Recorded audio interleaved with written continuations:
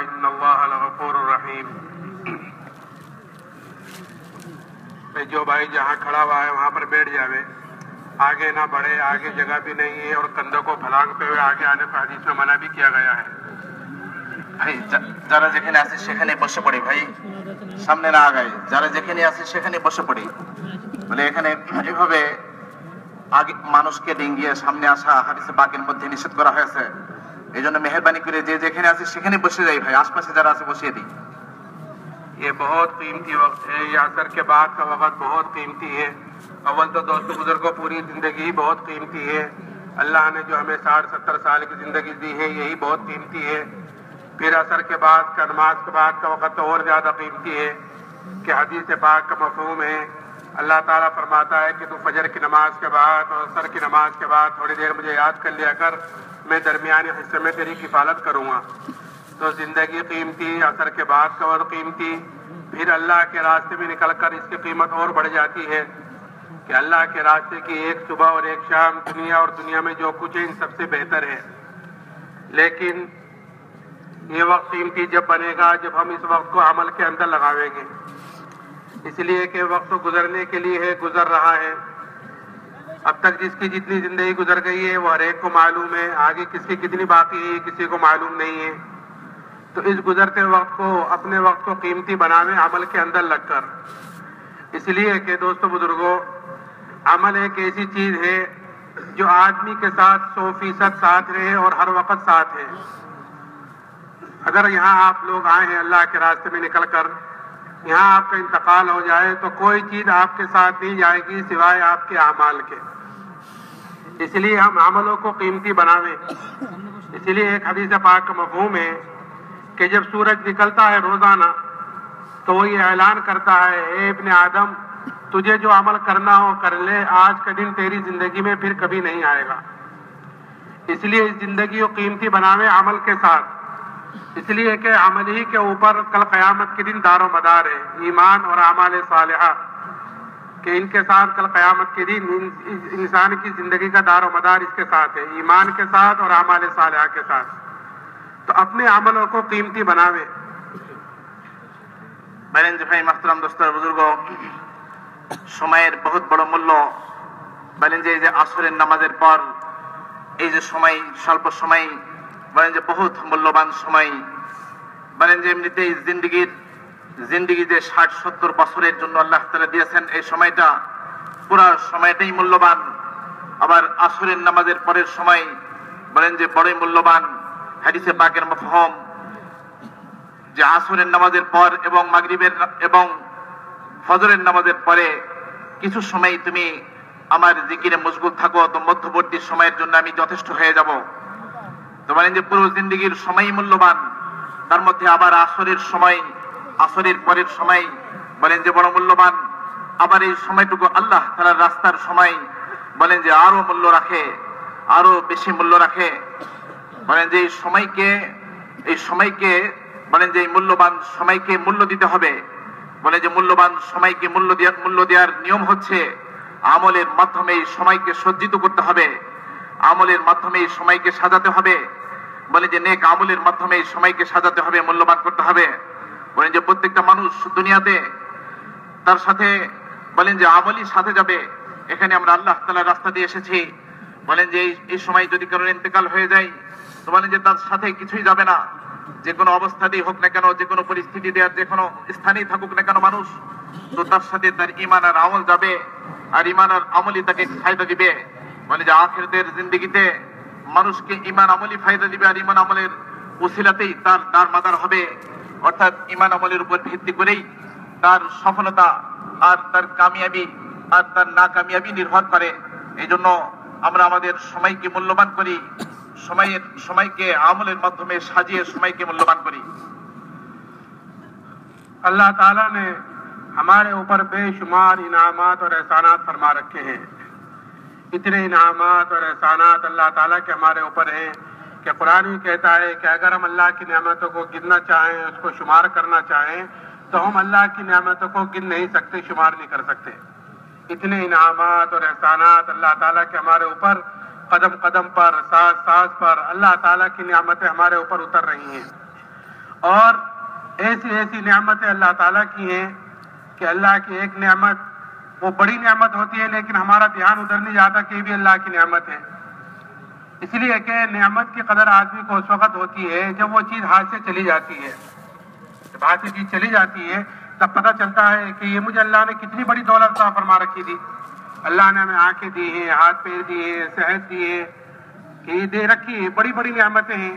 कोई आदमी आंखों से माजूर हो जाए तो पता चलेगा कि आंख कितनी बड़ी नेमत थी, हाथों पैरों से माजूर हो जाए तो पता चलेगा हाथ पैर कितने बड़ी नेमत। तो ऐसी बेशुमार नेमतें, और जैसे मैंने कहा कि ऐसी ऐसी नेमतें कि हमारा ध्यान उधर नहीं जाता, लेकिन वो भी अल्लाह की बड़ी नेमत होती है।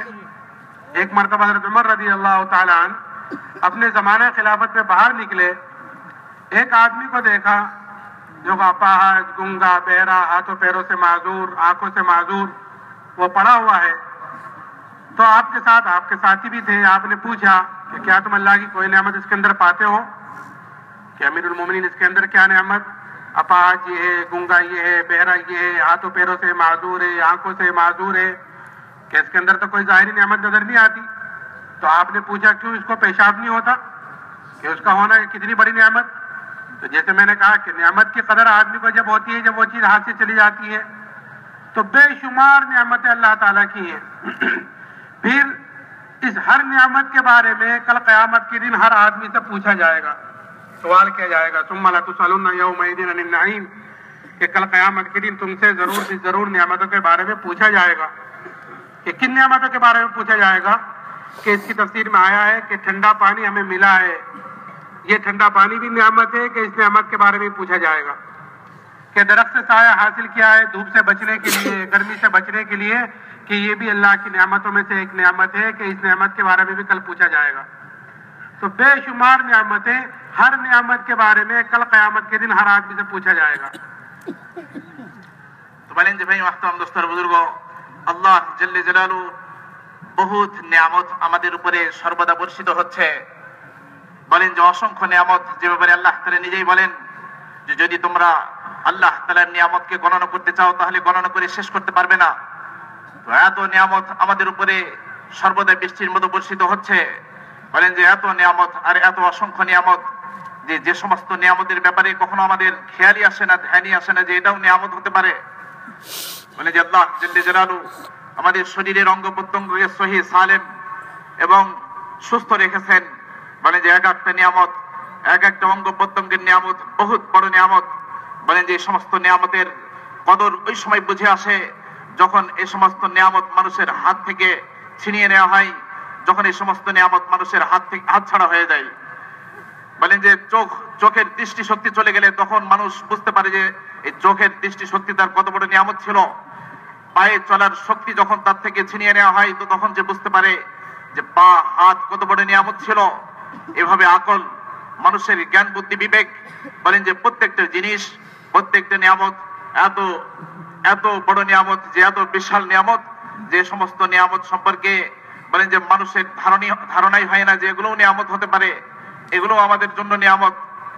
বলেন যে হযরত ওমর রাদিয়াল্লাহু তাআলা আনহুর জামানাতে তিনি রাস্তা দিয়ে চলতেছিলেন, চলতে চলতে এক জায়গাতে এক ব্যক্তিকে দেখলেন যে এমন এক ব্যক্তি, যে ব্যক্তি চোখে অন্ধ, যে ব্যক্তি কানে শুনে না, চোখে দেখে না, শরীরের অঙ্গ প্রত্যঙ্গ প্যারালাইজড, বলেন যে কোনো কাজে লাগাতে পারে না।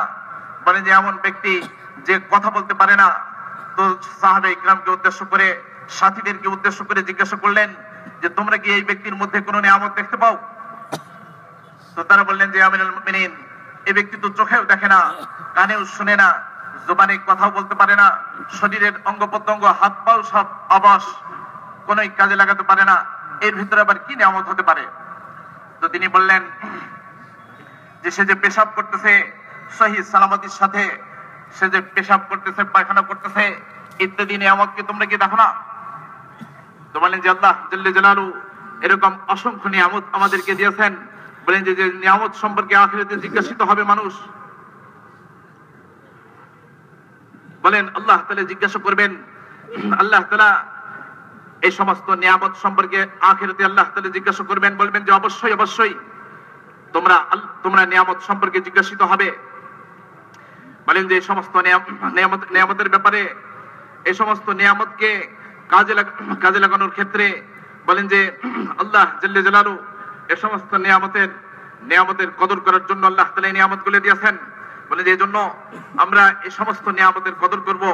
আর বলেন যে এই সমস্ত নিয়ামতের কদরের দ্বারা আল্লাহ জাল্লে জালালু এই নিয়ামতের মধ্যে আল্লাহ তাআলা বৃদ্ধি করবেন, আর আল্লাহ জাল্লে জালালু আযাব শাস্তি থেকে আল্লাহ তাআলা বাঁচিয়ে দিবেন। इन तमाम नियामतों में जो सबसे बड़ी दौलत अल्लाह ने हमें रहमत फरमाई है दोस्तों बुजुर्गों, वो ईमान की दौलत है। इससे बड़ी कोई नियामत नहीं है। इसलिए कि आदमी के पास अगर सारी चीजें मौजूद हो, हर लाइन के असबाब उसके पास मौजूद हो, हर लाइन की नेमत उसके पास मौजूद हो, लेकिन ईमान की दौलत नहीं है तो ये आदमी अल्लाह के यहाँ 100% नाकाम है। और अगर कोई चीज नहीं है उसके पास, हर लाइन से आदमी परेशान है, माल के एतबार से परेशान, तिजारत के एतबार से परेशान, घर के एतबार से परेशान, सेहत के एतबार से परेशान, नेमतों में कमी है, लेकिन ईमान की दौलत है तो यह आदमी अल्लाह के यहाँ 100% कामयाब है। तो मैंने जैसे कहा कि अल्लाह ने कामयाबी नाकामी का दारो मदार कि दुनिया की किसी चीज पर नहीं रखा है, अल्लाह ने कामयाबी नाकामी का दारो मदार ईमान और आमाल सालिहा पर रखा है। अगर ये जिंदगी में है तो यह आदमी 100% कामयाब है, अगर ये जिंदगियों में नहीं है तो यह आदमी 100% नाकाम है। तो ईमान ये अल्लाह ने हमें सबसे बड़ी दौलत मरहमत फरमाई है। अल्लाह ताला हमें इसकी कदर करने की तौफीक अता फरमाए। आज हमारे अंदर से इस ईमान की कदर और कीमत निकली हुई है, और निकली भी क्यों है? क्योंकि जो चीज आदमी को बगैर मेहनत के, बगैर मुजाहिदे के, बगैर कुर्बानी के मिलती है, आदमी के अंदर उसकी कदर और कीमत कम होती है। बनिस्बत उस चीज के जो चीज आदमी मेहनत कर हासिल करता है, जो चीज आदमी मेहनत कर हासिल करता है उसकी कदर और कीमत होती है, और जो चीज आदमी को बगैर मेहनत मुजाहिदे की मिलती है कि उसकी कदर और कीमत कम होती है। तो क्योंकि ईमान हमें बगैर मेहनत बगैर मुजाहिदे के मिला हुआ है, जैसे विरासत में कोई चीज मिल जाती है कि खानदान मुसलमान, दादा बाप मुसलमान, कि हम मुसलमान घर में पैदा हुए तो हम भी मुसलमान अल्हम्दुलिल्लाह, तो इसलिए हमारे अंदर इस ईमान की कदर और कीमत कम है। इसीलिए जनाब रसूलुल्लाह सल्लल्लाहु अलैहि वसल्लम ने इस ईमान की कदर और कीमत बतलाई है, और सहाबा के अंदर इस ईमान की कदर और कीमत उतारी है, और सहाबा को अल्लाह जज़ाए खैर अता फरमाए अपनी शाह निशान कि जो चीज नबी से सुनी है वो हम तक उन्होंने पहुंचाई है। क्यों? इसलिए कि हर आदमी के साथ अल्लाह ने 2 जिम्मेदारियां लगा रखी हैं। 2 चीजें हर आदमी के साथ है, 2 जिम्मेदारियां। वो दोनों जिम्मेदारियों को पूरा करता हुआ अगर दुनिया से जाएगा तो अल्लाह क्या उसकी कदर और कीमत होगी। ये जिम्मेदारी कि एक जिम्मेदारी कि ये आदमी अल्लाह का बंदा है, तो अल्लाह के बंदा होने के नाते अपनी जात से दीनदार बनना, कि मेरी जिंदगी में दीन आवे, मेरी जिंदगी में दीन कैसे आवे, इसकी फिक्र करना।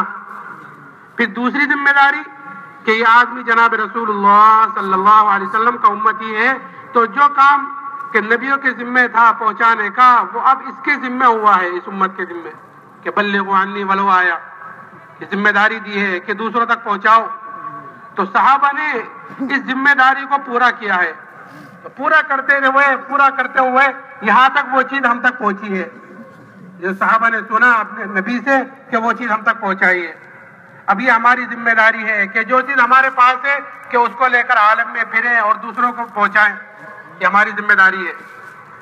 तो सहाबा ने क्या सुना कि क्या कदर और कीमत बतलाई ईमान की, ईमान वाले की, कि ये कदर बतलाई कि जब तक एक भी इस दुनिया में ईमान वाला मौजूद रहेगा, अल्लाह ताला इस तमाम दुनिया के निजाम को बाकी रखेगा उस एक ईमान वाले की वजह से। ये कदर बतलाई हमारी कि तुम्हारी कदर ये है अल्लाह के यहाँ कि जब तक एक भी तुम में से मौजूद रहेगा, अल्लाह अल्लाह कहने वाला रहेगा, कि अल्लाह ताला इस तमाम दुनिया के निजाम को बाकी रखेगा। आसमान, जमीन, चांद, सूरज, ये सब क्या इस वक्त तो करोड़ों मुसलमान मौजूद हैं कि सब दुनिया से चले जावे और हम में से एक बाकी रह जावे, हमारी एक की वजह से इस दुनिया का निजाम बाकी रहेगा। ये कदर है हमारी।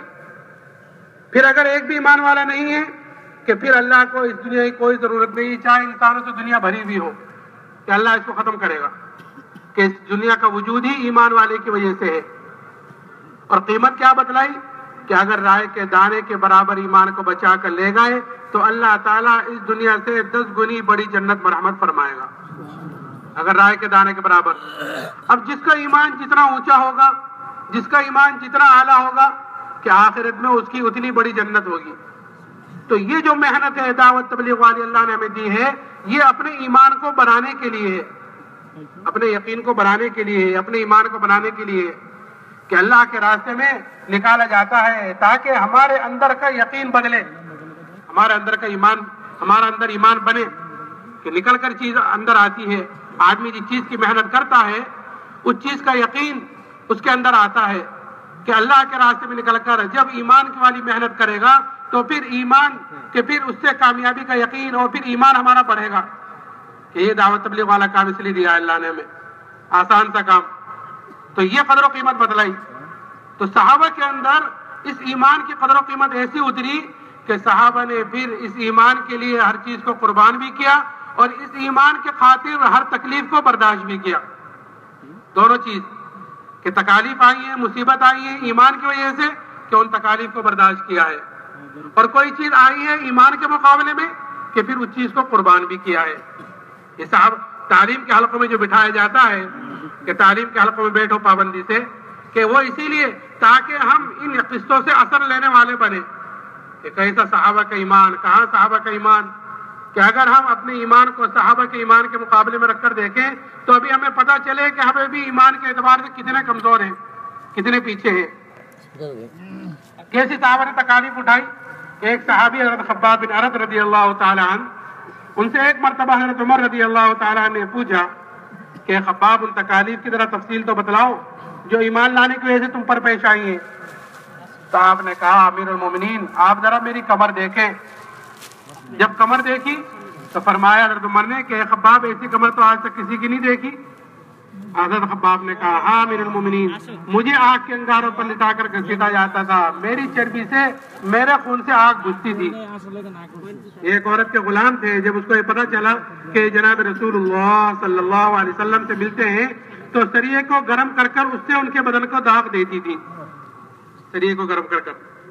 تو مگر یہ تکالیف کا برداشت کرنا آسان ہوا ہے ایمان کے خاطر, کیونکہ ایمان کی قدر و قیمت اندر اتری ہوئی تھی.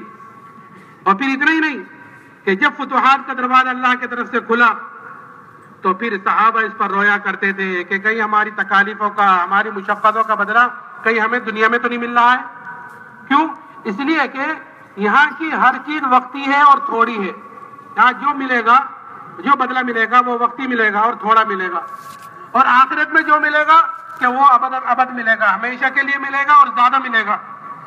تو اس پر صحابہ ڈرا کرتے تھے کہ کہیں ہماری تکالیفوں کا, ہماری مشقتوں کا بدلہ کہیں دنیا میں تو نہیں مل رہا ہے.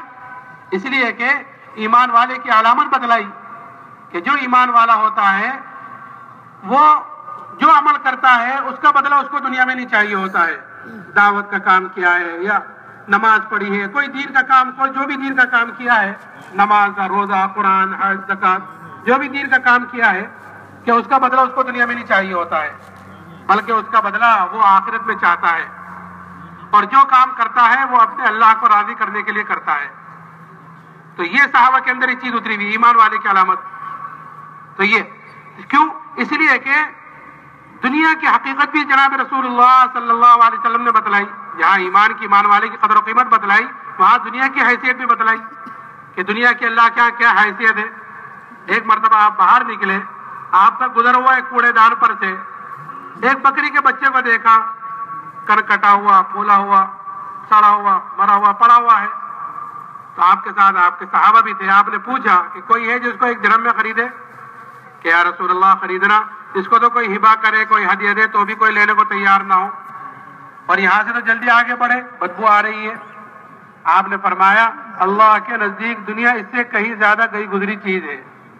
اس لیے حدیث پاک کا مفہوم ہے کہ اللہ کے نزدیک اگر اس دنیا کی قیمت ایک مچھر کے پر کے برابر بھی ہوتی تو اللہ تعالیٰ اپنے نہ ماننے والے کو ایک گھونٹ بھی پانی میں رحمت نہ فرماتا. تو کوئی قیمت نہیں اللہ کے یہاں اس کی. اس لیے آپ دیکھیں گے کہ جتنے اللہ کے نہ ماننے والے ہوں گے ان کے پاس یہ دنیا آپ کو بے شمار ملے گی, بہت ملے گی. کیوں؟ کیونکہ اللہ کے یہاں اس کی قدر و قیمت نہیں ہے. اللہ کے یہاں جو قدر و قیمت ہے وہ ایمان کی ہے اور ایمان والے کی ہے. وہ اللہ نے ہمیں مرحمت فرمایا ہے. तो सहाबा के अंदर इस ईमान की कदर कीमत उतरी हुई थी, इसलिए फिर इस ईमान के मुकाबले में हर चीज को बर्दाश्त किया, हर तकलीफ को बर्दाश्त किया। তো বলেন যে ভাই মোহতারাম দোস্তর বুজুর্গ, আল্লাহ তাআলার অসংখ্য নিয়ামত যা দুনিয়াতে দিয়েছেন, বলেন যে আখিরাতে জিজ্ঞাসা করবেন। এমনকি ঠান্ডা পানি সম্পর্কেও আল্লাহ তাআলা জিজ্ঞাসা করবেন, যে পানি আমরা পান করেছি, বলেন যে গাছের ছায়াতে ছায়া গ্রহণ করেছি, সে সম্পর্কেও আল্লাহ তাআলা জিজ্ঞাসা করবেন। তো বলেন যে तमाम নিয়ামতের ভিতরে সব থেকে বড় নিয়ামত আর সব থেকে উঁচা নিয়ামত হচ্ছে ঈমানের নিয়ামত। বলেন যে ঈমানের নিয়ামত হচ্ছে সব থেকে বড় নিয়ামত। কোন ব্যক্তির নিকটে দুনিয়ার একেবারে যদি কোনো কিছু নাও থাকে তার নিকটে, আর যদি ঈমান তার নিকটে থাকে, তো বলেন যে সব থেকে বড় মূল্যবান সম্পদ তার কাছে রয়েছে, সব থেকে বড় মূল্যবান ব্যক্তি সেই ব্যক্তি। আর কোন ব্যক্তির নিকটে যদি ঈমান না থাকে আর দুনিয়ার একেবারে সবকিছু রয়েছে তার নিকটে, তো বলেন যে এই ব্যক্তির মতো ফকির, এই ব্যক্তির মতো মিসকিন আর দুনিয়াতে কেউ নেই, অসহায় আর কেউ দুনিয়াতে নেই। তো বলেন যে ঈমানের মূল্যই হচ্ছে সব থেকে বড় মূল্য। এই জন্য হুজুর আকরাম সাল্লাল্লাহু আলাইহি ওয়াসাল্লাম দুনিয়াতে এসে সাহাবে ইকরামদের সামনে ঈমানের মূল্যকে প্রকাশ করেছেন, ঈমানের মূল্যকে ওনাদের সামনে বয়ান করেছেন, যে ঈমানের এত বেশি মূল্য, ঈমানের এত বেশি কিমত, যে কোনো ব্যক্তির নিকটে যদি ঈমান থাকে, সারা দুনিয়ার সমস্ত মানুষ যদি সব কাফের মুশরিকে ভর্তি হয়ে যায়, আর একজন মানুষের কাছে যদি ঈমান থাকে, আল্লাহ বলনেওয়ালা একজন ব্যক্তি থাকে, তো বলেন যে আল্লাহ তাআলা ওই ব্যক্তির উসিলাতে तमाम আসমান জমিনকে সবকিছুকে ঠিক রাখবেন। বলেন যে এই ব্যক্তি থাকবে না, তো আল্লাহ তাআলা तमाम দুনিয়াকে সব ধ্বংস করে দিবেন। যদিও কাফের মুশরিকদের কাছে সবকিছু থাক না কেন, বলেন যে ঈমানের এমন কিমত, ঈমানের এমন মূল্য, যে যারা পরিমাণ ঈমান যদি কোনো ব্যক্তির নিকটে থাকে আর ব্যক্তি যদি হাসিল করতে পারে, তো বলে যে এই দুনিয়া থেকে 10 দুনিয়া সমান জান্নাত আল্লাহ তাআলা তাকে দিবেন। বলে যে এত বড় মূল্যবান সম্পদ ঈমান, এই ব্যাপারে হুজুর আকরাম সাল্লাল্লাহু আলাইহি ওয়াসাল্লাম সাহাবায়ে কেরামকে বাতিয়েছেন। তো বলেন যে সাহাবায়ে কেরাম এই মহামূল্যবান সম্পদকে গ্রহণ করার জন্য যখন গ্রহণ করলেন, আর গ্রহণ করার পরে বলেন যে দুনিয়ার সমস্ত মুশাক্কাত, দুনিয়ার সমস্ত কঠিন শাস্তি, দুনিয়ার সমস্ত হালাত, সবকিছুকে কুরবানি করতে রাজি হয়ে গেছিলেন এবং সবকিছুকে বরদাস্ত করতে তৈয়ার হয়ে গেছিলেন। বলেন যে ঈমানকে হাসিল করার জন্য, এই ঈমানের মোকাবেলাতে সবকিছু তাদের সামনে তুচ্ছ হয়ে গেছিল। বলেন যে হুজুর আকরাম সাল্লাল্লাহু আলাইহি ওয়াসাল্লাম দুই জিম্মাদারিকে সাহাবায়ে কেরামের সামনে পেশ করেছিলেন। বলেন যে এখনো প্রত্যেক ব্যক্তি আল্লাহ তাআলার বান্দা হিসেবে, প্রত্যেক ব্যক্তি আল্লাহ তাআলাকে চিনবে এবং আল্লাহর নবীর তরিকা অনুপাতে চলবে, অর্থাৎ নিজের জিন্দেগিকে দিন অনুপাতে সাজাবে, দিন অনুপাতে চালাবে। দ্বিতীয় হচ্ছে তার থেকে শুরু করে সারা দুনিয়ার সমস্ত মানুষের জিন্দেগিতে যাতে করে দিন আসে, সমস্ত মানুষ যাতে করে ঈমান আর আমলের বলে বলিয়ান হয়, তো বলে যে সমস্ত মানুষ যাতে করে ঈমান আমল হাসিল করতে পারে, এই জন্য সমস্ত মানুষের পিছনে মেহনত করবে আর এই দিনকে অন্য মানুষের কাছে পৌঁছবে। এই জন্য কেননা হুজুর আকরাম সাল্লাল্লাহু আলাইহি ওয়াসাল্লাম বলেন যে বাল্লিগু আন্নী ওয়ালাউ আয়া, আমার পক্ষ থেকে যদি একটি কথাও হয় তাহলে তোমরা পৌঁছে দাও। তো বলেন যে সাহাবায়ে কেরাম এই নীতিতে খাড়া হয়েছিলেন, এই বিষয়কে নিজের বুকে ধারণ করে, নিজেদের জিন্দেগিতে ধারণ করে খাড়া হয়েছিলেন, আর সমস্ত কুরবানিকে বরদাস্ত করে এগিয়েছিলেন, যার কারণে দিন আমাদের পর্যন্ত পৌঁছেছে। তো তিনি বলেন যে আমরাও যখন দিনকে নিজের জিন্দেগিতে ধারণ করে এই দিন সারা দুনিয়ার মানুষের মধ্যে যাতে করে এসে যায়, এই জন্য সমস্ত মানুষের ভিতরে দিন আসে, এই জন্য যখন দাঁড়িয়ে যাব আর মেহনত করতে থাকবো, দিন কিয়ামত পর্যন্ত, অর্থাৎ দিন চলতে থাকবে, চলমান থাকবে।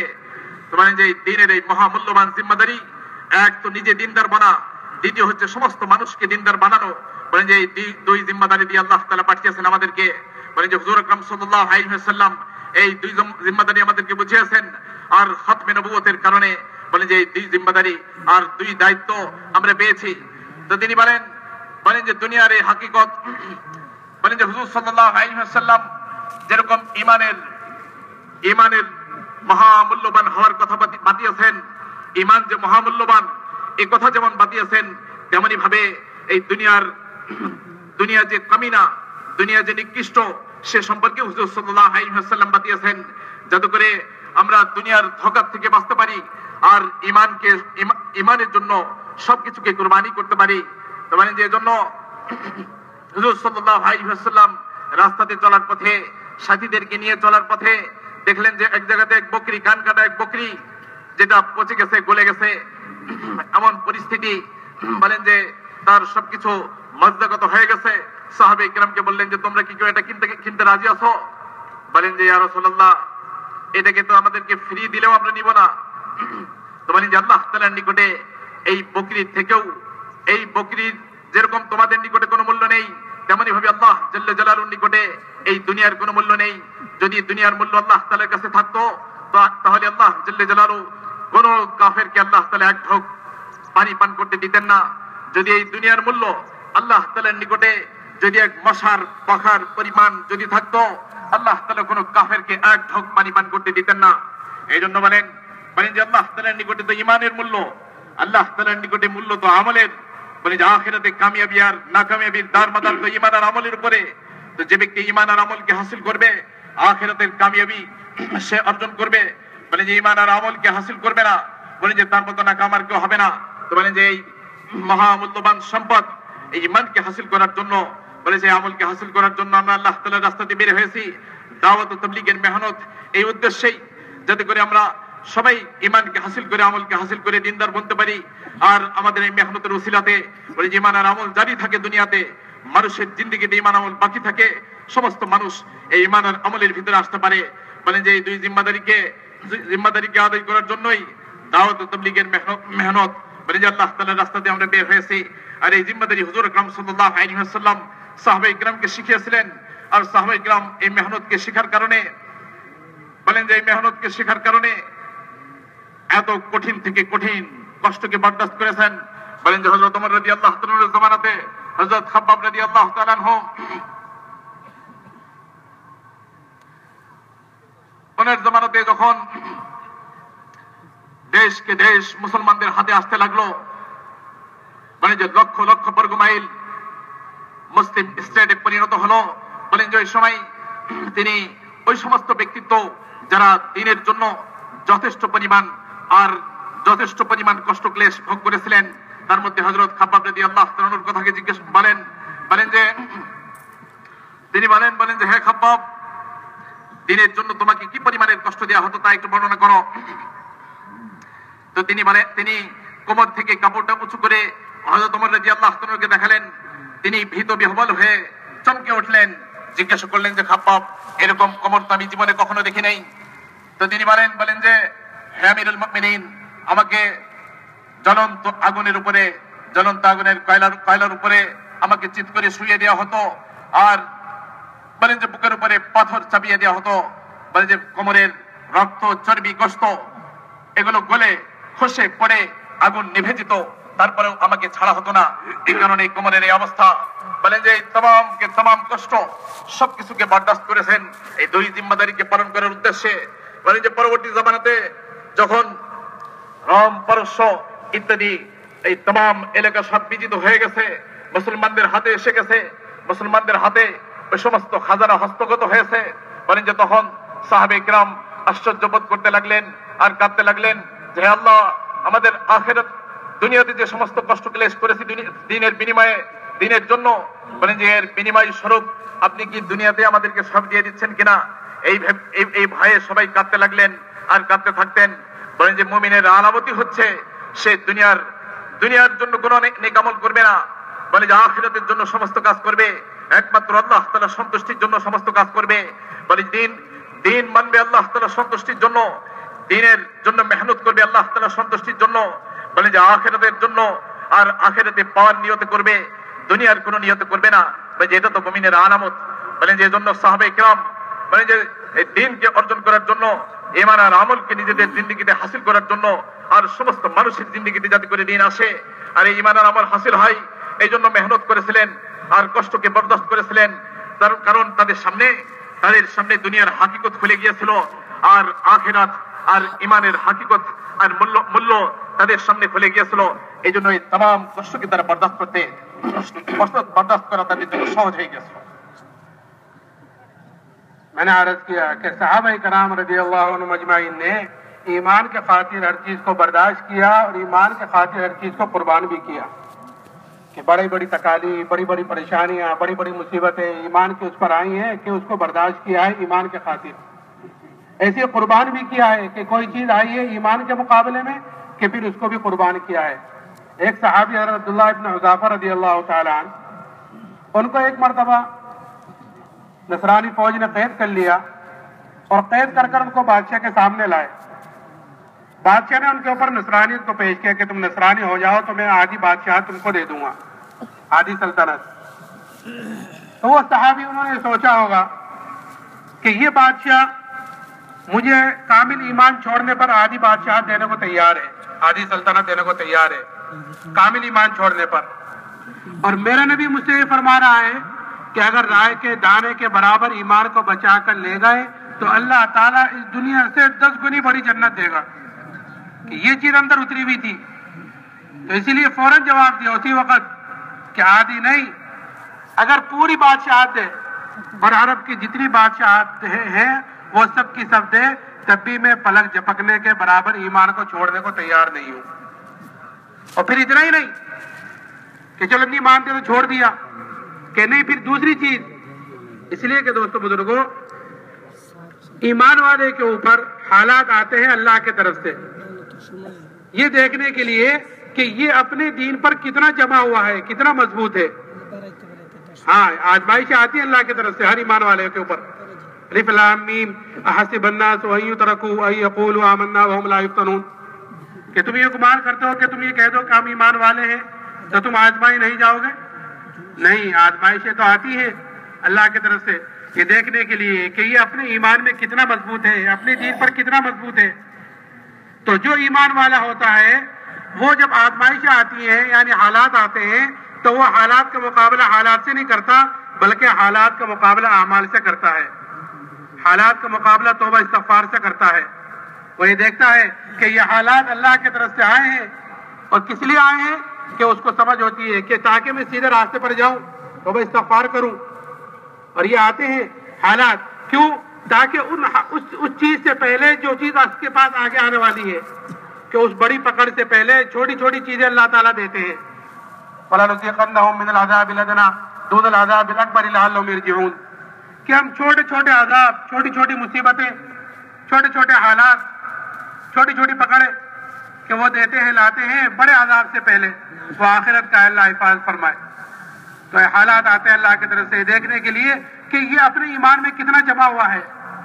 तो जो ईमान वाला होता है वो हालात का मुकाबला हालात से नहीं करता बल्कि हालात का मुकाबला अमाल से करता है। और जो गैर होते हैं, जो दूसरे होते हैं, वो हालात का मुकाबला हालात से करते हैं। ये जो कमजोर ईमान वाले होते हैं वो हालात का मुकाबला हालात से करते हैं और हुक्मों को तोड़ते हैं। जब वो हालात का मुकाबला हालात से करते हैं तो बजाय हालात खत्म होने के, परेशानियां खत्म होने की और बढ़ती हैं और फिर ऐसा आदमी परेशान होकर आखिर में ऐसे लोग खुदकशी करते हैं। अल्लाह हिफाजत फरमाए। तो हालात का मुकाबला अमाल से हो, हालात का मुकाबला तौबा इस्तिग़फ़ार से हो। यहाँ चारों तरफ से जो उम्मत मोहम्मदिया पर हालात आ रहे हैं कि वो अपनी बदआमालियों की वजह से, अपनी बदआमाली की वजह से हालात आ रहे हैं कि इनका वाहिद हल है कि आदमी के मुसलमान अल्लाह की तरफ रुजू करे, अल्लाह से तौबा इस्तिग़फ़ार करे। क्यों? इसलिए कि हालात आते हैं अल्लाह की तरफ से और हालात फैसले आते हैं अल्लाह की तरफ से वैसे आते हैं जैसे इंसान के अमाल ऊपर जाते हैं। जैसे अमाल ऊपर जाएंगे वैसे फैसले नीचे आएंगे। हालात के बिगाड़ का और हालात के सुधार का ताल्लुक दुनिया की किसी चीज से नहीं है। वरना आप देखेंगे कि इस वक्त दुनिया में जितने हालात, जितने असबाब इस वक्त मौजूद हैं हर लाइन के एतबार से, उससे पहले कभी नहीं थे। लेकिन आज दुनिया में मुसलमान जितना परेशान है कि उससे पहले भी कभी नहीं था। क्यों? क्योंकि इंसान ने, मुसलमान ने अपने अमाल खराब किए हुए हैं। तो जैसे हमारे अमाल ऊपर जा रहे हैं वैसे फैसले अल्लाह की तरफ से नीचे आ रहे हैं। अगर हमारे अमाल ऊपर ऐसे जाएं जो अल्लाह को राज़ी करने वाले, उसको खुश करने वाले हैं, तो फिर ऊपर से जो फैसले आएंगे वो भी ऐसे आएंगे जो हमें खुश करेंगे। हमें राजी करेंगे। और अगर हमारे अमाल ऊपर ऐसे जा रहे हैं जो अल्लाह को नाखुश करने वाले हैं, उसको नाराज करने वाले हैं, तो फिर ऊपर से जो फैसले आएंगे वो भी ऐसे आएंगे जो हमें नागवार गुजरेंगे, हमें नाखुश करेंगे। जैसे आजकल हो रहा है कि इंसान अपनी बदआमाली के ऐसे हालात में गिरता जा रहा है। तो मैंने अर्ज किया कि ईमान वाला कि वो अल्लाह की तरफ तौबा इस्तगफार करता है हालात के मुकाबले में। एक मरतबा हज़रत उमर रज़ी अल्लाह तआला अन्हु के ज़माने खिलाफत में कहत साली हुई, कहत पड़ा, और ऐसा कहत कि जानवर तक हलाक होने शुरू हो गए। हज़रत उमर रज़ी अल्लाह तआला अन्हु ने शाम से, मिस्र से, कहां से गल्ला मंगाए, गल्ले आए, आकर खत्म हो गए। एक सहाबी ने बकरी ज़िबा करी, उस बकरी के अंदर से न खून निकला न गोश्त निकला, खाली हड्डी हड्डी निकली। इतने हालात, इतना कहत पड़ा कि न खून है न गोश्त है, खाली हड्डी हड्डी। वो सहाबी रोने लगे, रोते हुए सो गए। ख्वाब में जियारत करी जनाब रसूलुल्लाह सल्लल्लाहु अलैहि वसल्लम की, और आपने फरमाया कि उमर से मेरा सलाम कहना, और ये कहना तू तो बड़ा अक्लमंद था, तुझे क्या हुआ। ये सहाबी उठे और उठकर हज़रत उमर की खिदमत में गए और जाकर अपना पूरा किस्सा सुनाया, अपने ख्वाब का तज़किरा किया। हज़रत उमर ने फौरन मशवरे वालों को जमा किया और ये बात रखी। तो मशवरे में बात आई कि अमीरुल मोमिनीन, जहां से बारिश रुकी है, जहां से कहत आया है, हम उसी की तरफ रुजू क्यों नहीं करते। हम गल्ले मंगा रहे हैं मिस्र से, शाम से, इधर उधर से, और बारिश रुकी अल्लाह की तरफ से, हालात आए अल्लाह की तरफ से, तो हम उसी की तरफ रुजू क्यों नहीं करते। ये बात समझ में आई कि हाँ ये चूक हो रही है हमसे। फौरन मदीने से बाहर गए और अभी तौबा इस्तगफारी कर रहे थे कि उसी वक्त बारिश शुरू हो गई। तो जब तक हालात का मुकाबला हालात से कर रहे थे तो बात बढ़ रही थी, जब तौबा इस्तगफार किया तो फिर फौरन हालात बदलने शुरू हुए। तो मैंने अर्ज किया कि ईमान वाले के ऊपर जो हालात आते हैं वो अल्लाह की तरफ से देखने के लिए कि ये अपनी दीन में कितना मजबूत है, कि ये हालात से मुतासिर होकर मुझे छोड़ देता है, ये हालात से मुतासिर होकर मेरे तरफ आता है। तो अल्लाह ताला हालात लाते ही इसीलिए ताकि ये मुसलमान, ये इंसान मेरे तरफ आवे। तो ये तो दूसरी चीज उन सहाबी के कि दूसरी चीज मंगवाई, इसलिए कि आदमी को जो रास्ते से हटाया जाता है, सीधे रास्ते से, वो दो रास्तों से हटाया जाता है। एक तो लालच देकर हटाया जाता है, दूसरे धमकी देकर हटाया जाता है। लालच, तो लालच को तो जवाब दिया, फिर दूसरी धमकी।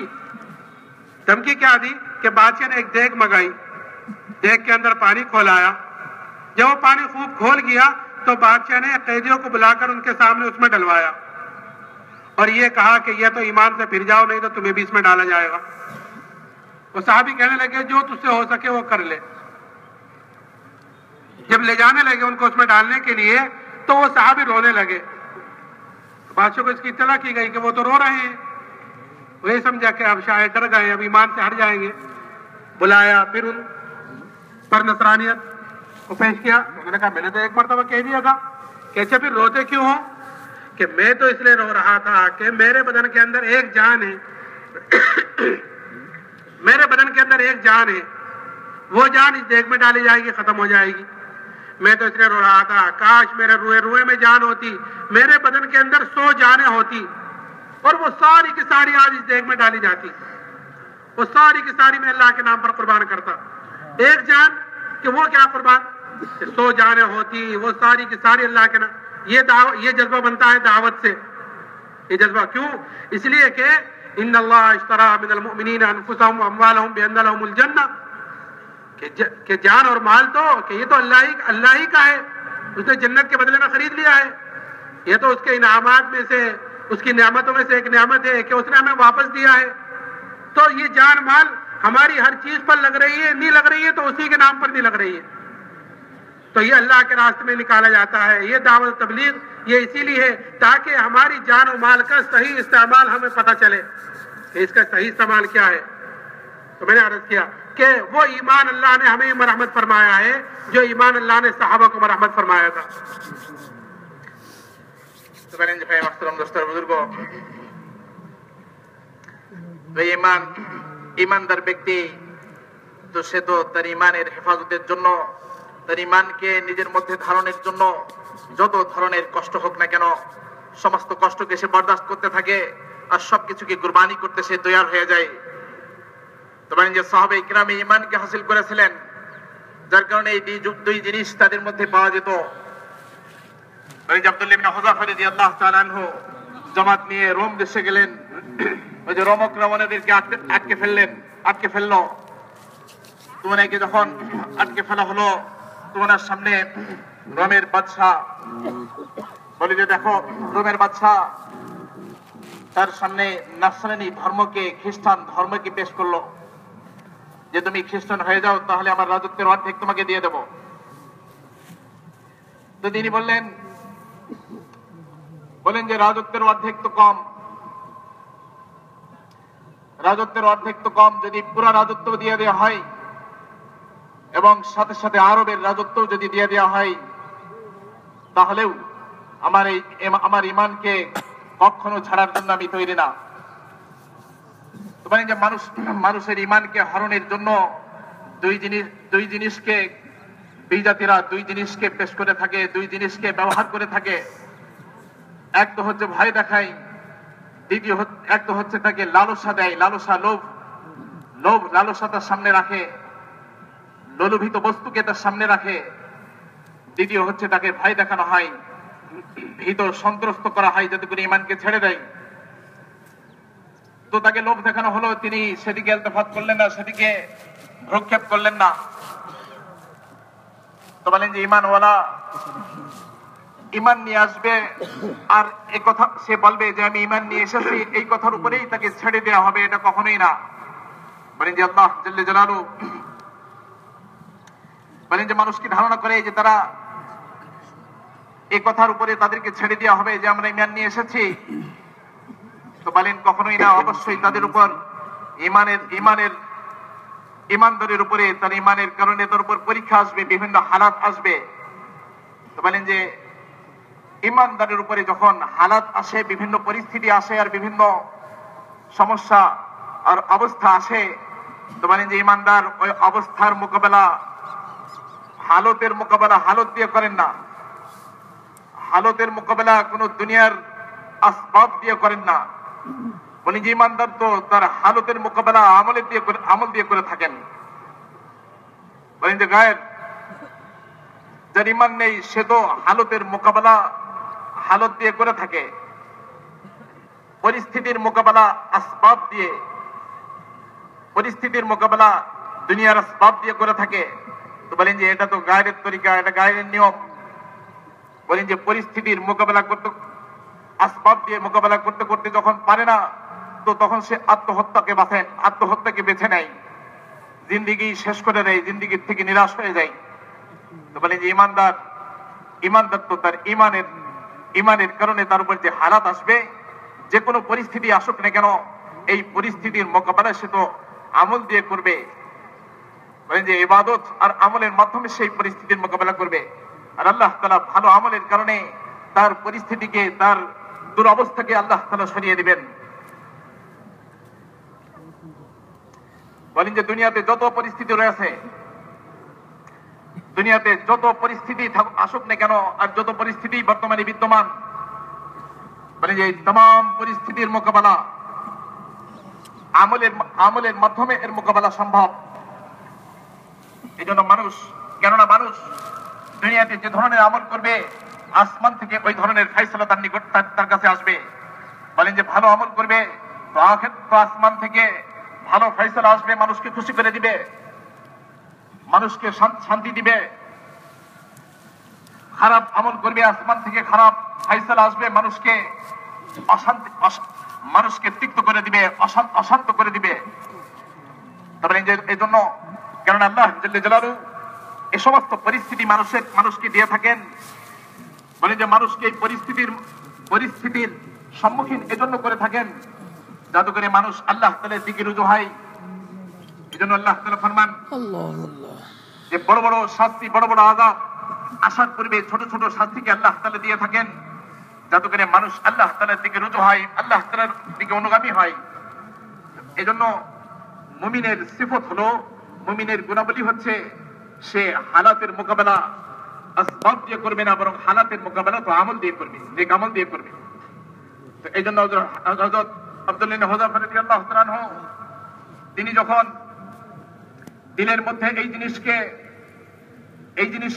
জিনিস দিলের মধ্যে ছিল আর সেটা চিন্তা করলেন যে এই ব্যক্তি তো অর্ধ দুনিয়া আমার সামনে, অর্ধ বাদশাহাত আমার সামনে পেশ করতেছে, অথচ ইমানের মূল্য এত বেশি যে হুজুর আকরাম সাল্লাল্লাহু আলাইহি ওয়াসাল্লাম যারা পরিমাণ ইমানের মূল্য এমন বলেছেন যে এই দুনিয়া এবং 10 দুনিয়া সমান বড় জান্নাত আল্লাহ তাআলা দিবেন। তো যারা পরিমাণ দুনিয়ার যদি ইমানের যদি 10 দুনিয়া সমান জান্নাত হয়ে থাকে, তো এই ব্যক্তি এত বড় এত বিশাল ইমানকে, সাহাবায়ে কিরামদের নিকটে যে ইমান ছিল, বলে যে বিশাল ইমানকে ছাড়তে বলতেছে মাত্র অর্ধ বাদশাহাতের বিনিময়ে। তো এই জন্য অর্ধ বাদশাহাতের সামনে তাদের ইমানের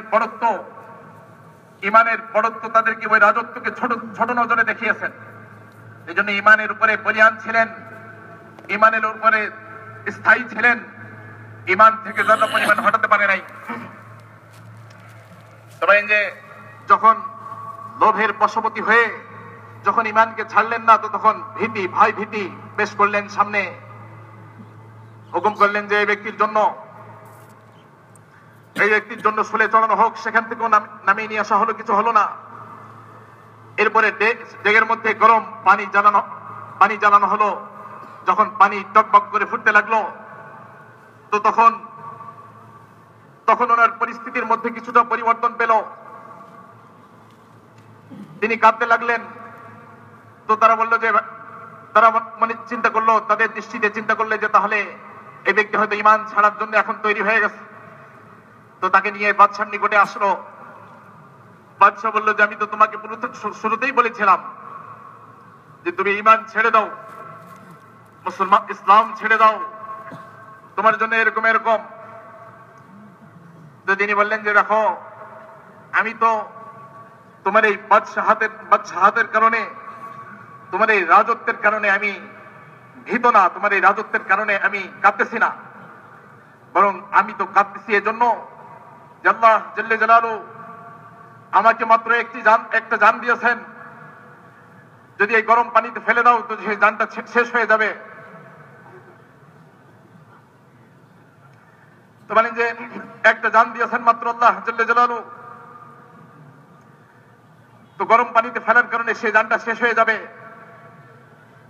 আমি আমার দিলের আকাঙ্ক্ষা আর তামান্না, যদি আমার শরীরের পশম বরাবর, শরীরের মাথার চুলার শরীরের পশম বরাবর যদি আমার জান থাকতো, তাহলে এই প্রত্যেকটা জান আমার ইমানের হেফাজতের জন্য প্রত্যেকটা জানকে আমি কুরবান করে দিতাম। সাহাবায়ে কিরামের এই জজবা এসেছিল আল্লাহ তাআলার রাস্তাতে সফর করার কারণে, আল্লাহ তাআলার রাস্তাতে জান এবং মালের কুরবানির কারণে। আর জান আর মালের কুরবানি আল্লাহ তাআলার রাস্তাতে দেওয়ার কারণে এই জজবা মানুষের ভিতরে আসে।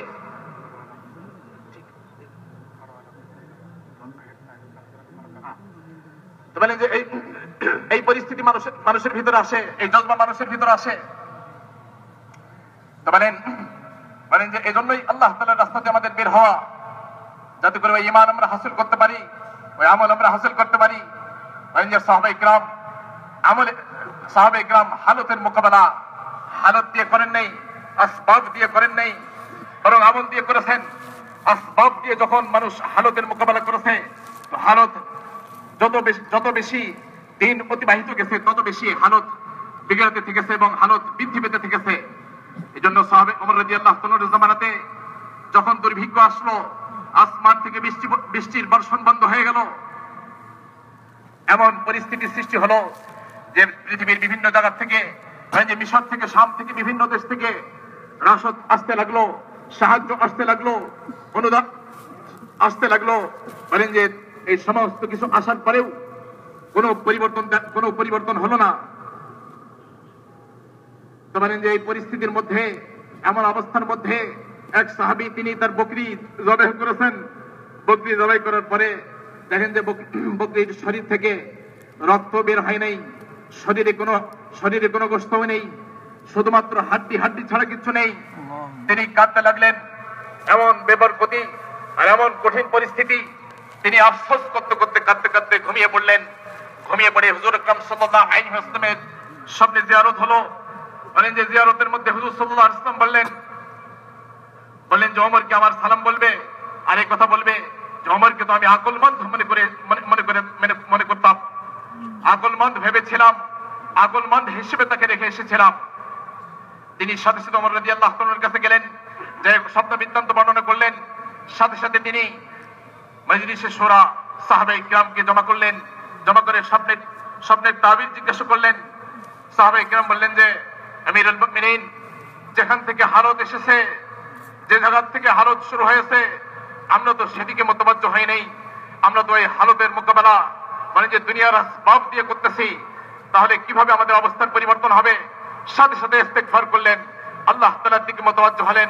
আল্লাহ তাআলা মুষলধারে বৃষ্টি পাঠিয়ে দিলেন, বহুত সালি দূর হয়ে গেল। তো মুসলমান বলেন যে মুসলমান তো তার হালতের মোকাবেলা হালত দিয়ে করবে, আর হালতের মোকাবেলা যখন হালত দিয়ে করতে থাকবে, আর জান আর মালের কুরবানির জজবা নিয়ে চলতে থাকবে, মানে যে দিলের মধ্যে ওই ঈমান সাহাবায়ে কিরামদের ওই ঈমান আসতে থাকবে, আর সাহাবায়ে কিরামদের মতো ওইরকম শক্তিশালী আমল জিন্দেগিতে আসতে থাকবে। আর বলেন যে এটা আসবে আল্লাহ তাআলার রাস্তাতে মেহনতের কারণে, কারণ আল্লাহ তাআলার রাস্তাতে জান আর মালের কুরবানি রয়েছে, আর জান আর মালের মাধ্যমে আল্লাহ তাআলা জান্নাতকে খরিদ করে নিয়েছেন। মুমিনের জান আর মাল মুমিনের নিকট আমানত। যখন এই আমানতকে আদায় করবে, আল্লাহ জাল্লে জালালু ঈমান দ্বারা মালামাল করবেন, এবং ওইরকম আমল আল্লাহ তাআলা দান করবেন যে আমলের মাধ্যমে আল্লাহ তাআলা হালতকে পরিবর্তন করবেন। মানে যে বর্তমান জামানাতে যে সমস্ত হালত দেখা যাচ্ছে, মানে যে পূর্ববর্তী জামানাতে এরকম মানে যে সমস্ত হালত দেখা যায় নাই। তো মানে যে সমস্ত হালতের মোকাবেলা, এই সমস্ত পরিস্থিতির সমাধান একই সমাধান যেটা হুজুর আকরাম সাল্লাল্লাহু আলাইহি ওয়াসাল্লাম এবং সাহাবায়ে কিরাম করেছেন, আমলের মাধ্যমে করেছেন। এজন্য আমরা সবাই আল্লাহ তাআলার রাস্তাতে বের হয়ে যখন আমলকে বানিয়ে নিব, ঈমানকে বানিয়ে নিব, আল্লাহ তাআলা বর্তমানের হালত, আল্লাহ তাআলা ভবিষ্যতের হালত, সমস্ত হালতকে আল্লাহ তাআলা দুরুস্ত করে দিবেন। तो दोस्तों बुजुर्गों, ये इज्तिमा का होना, ये चिल्ले 4 महीने में निकालना, इसका मकसद असल यही है कि हमारे अंदर अपनी जिम्मेदारी का हमारे अंदर शऊर पैदा हो, हमें अपनी दीन की कमजोरी का हमारे अंदर एहसास पैदा हो, हमें अपनी ईमानी कमजोरी का एहसास पैदा हो, कि दुनिया में आने का मकसद हमें पता चले कि मैं दुनिया में क्यों पैदा किया गया हूँ, मैं दुनिया में क्यों भेजा गया हूँ। हाँ, फ़हसिब्तुम अन्नमा खलक़नाकुम अबसन व अन्नकुम इलैना ला तुरजऊन, कि तुम ये गुमान करते हो कि तुम्हें यूं ही बेकार पैदा किया गया है, कि नहीं, हमें बेकार पैदा नहीं किया गया, हमें तो अल्लाह ने अपनी इबादत के लिए पैदा किया है। और इबादत दोस्तों बुजुर्गों, खाली इबादत नमाज पढ़ना, खाली रोजा रखना इतनी इबादत नहीं है, बल्कि इबादत हर वो अमल बन जाता है जो अमल हमारा नबी के तरीके के मुताबिक हो। हम सुनते रहते हैं कि दीन में कामयाबी है, दीन में कामयाबी है, कि दीन क्या, कि जनाब रसूलुल्लाह सल्लल्लाहु अलैहि वसल्लम जिंदगी गुजारने का जो तरीका लेकर आए हैं, वो तरीका जिंदगी हमारी जिंदगियों में आवे, ये दीन है। कि अब कैसा गुजरा तरीका की चीज हो कि वो अगर उसमें नबी का तरीका है तो वो चीज हमारी दीन बनेगी, और अगर बड़ी से बड़ी इबादत है, अगर उसमें नबी का तरीका नहीं है तो वो बावजूद इबादत होने के, बावजूद नमाज होने के, अगर उसमें नबी का तरीका नहीं है तो फिर वो इबादत भी इबादत नहीं रहती, बल्कि मुंह पर मार देने का सबब बन जाती है। वक्त थोड़ा है, तो मैं अर्ज किया कि दावत के जरिए से हमें सबसे पहले अपने अंदर के यकीन को बदलना है, अपने अंदर के ईमान को बढ़ाना है, कि अल्लाह के रास्ते में निकाला जाता है ताकि हमारे अंदर का ईमान बढ़े। अंदर कैफियत तैयार होती है आदमी के अंदर कि जब निकलने के ज़माने में दावत देता है, अल्लाह की बड़ाई को, उसकी अजमत को बोलता है, सुनता है, तो अंदर आदमी के अंदर का यकीन बदलता है। तो दावत के जरिए से अंदर के यकीन को बदलना, और जिक्र के जरिए से अपने अंदर की गफलत को खत्म करना है। आज गफलत कूट कूट कर भरी हुई है आज, क्यों? इसलिए कि मेहनत गफलत के माहौल में हो रही है, कि बाजार में और दुनियादारों को देखकर और दुनियादारी में, कि इसलिए अगर जिक्र भी कर रहे हैं तो वो भी गफलत में है, यहाँ तक कि नमाज भी पढ़ रहे हैं तो वो भी गफलत में ही। हाँ, नमाज के सबसे पहले कि इल्म दुनिया से उठेगा, और सबसे पहले नमाज का खुशू उठेगा। एक साहबी कहते कि तू देखेगा कि भरी हुई मस्जिद होगी, उस भरी हुई मस्जिद में एक आदमी भी खुशू से नमाज पढ़ने वाला नहीं होगा। तो ये गफलत है कि जिक्र की कमी की वजह से अंदर गफलत है, उस गफलत की वजह से कि नमाज भी हमारी बेजान, हमारे अमल भी बेजान, कि हर जगह हम ये देखें कि इस वक्त हमें अल्लाह देख रहा है। असल है कि हम हर वक्त ये महसूस करें और ये हमारे अंदर एहसास हो कि इस वक्त अल्लाह हमें देख रहा है। लेकिन मेहनत के छूटने की वजह से हम ये तो क्या महसूस करते हैं अल्लाह देख रहा है, हमें ये भी हम अल्लाह को याद करने वाले भी ना रहे। असल तो ये है हम अल्लाह को याद रखें हर वक्त कि हमें अल्लाह को याद रखना हर मौके पर, लेकिन मेहनत के छूटने की वजह से अल्लाह को क्या याद रखते, अल्लाह को याद करने वाले भी ना रहे। तो जिक्र के जरिए से हमें अंदर की गफलत को खत्म करना है कि 3 तस्बीह सुबह को, 3 तस्बीह शाम को ध्यान से जी लगाकर के बावजू होकर क़िबला की तरफ मुंह कर बैठेंगे तो जितना ध्यान लगाकर जिक्र करेंगे इंशाअल्लाह अंदर की गफलत खत्म होती चली जाएगी। সেই জন্য ভাই মাহতারাম দোস্তর বুজুর্গ বলেন যে চিল্লা দিন চিল্লা আল্লাহ তাআলার রাস্তা দিয়ে বের হওয়া, এটা এই জন্য যাতে করে আমাদের ভিতরে অনুভূতি আসে, যে আমাদের ইমানের কমির অনুভূতি আসে, আমলের কমির অনুভূতি আসে। মানে যে আমরা দিনের কথা বলে থাকি, বলে যে দিন কি জিনিস, মানে যে আমল হুজুর আকরাম সাল্লাল্লাহু আলাইহি ওয়াসাল্লামের তরিকাতে হয়ে যায়। ছোট থেকে ছোট আমল হুজুর সাল্লাল্লাহু আলাইহি ওয়াসাল্লামের তরিকাতে হবে, সেটা দিন হবে। বড় থেকে বড় আমল হুজুর সাল্লাল্লাহু আলাইহি ওয়াসাল্লামের তরিকা থাকবে না, সেটা দিন হবে না।